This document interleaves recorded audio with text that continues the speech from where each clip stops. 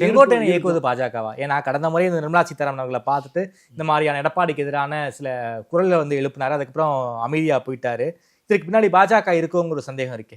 இல்லை அதாவது பாரதிய ஜனதா கட்சியை பொறுத்தளவில் தேர்தல் உடன்பாடு கூட்டணி என்று வந்ததற்கு பிறகு இதில் இந்த மாதிரியான வேலைகள் செய்வாங்களா அப்படிங்கிறது நமக்கு ஒரு சந்தேகமான நிலை தான்.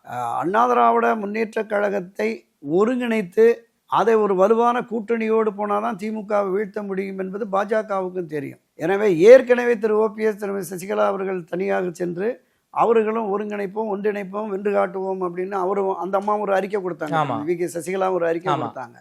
இவரும் மரியாதைக்குரிய திரு ஓபிஎஸ் அவர்களும் ஒரு அறிக்கை கொடுத்தார். ஒன்றிணைவது மட்டும்தான் வெற்றிக்கு சாத்தியம் அப்படிங்கிறத சொல்லியிருக்காங்க.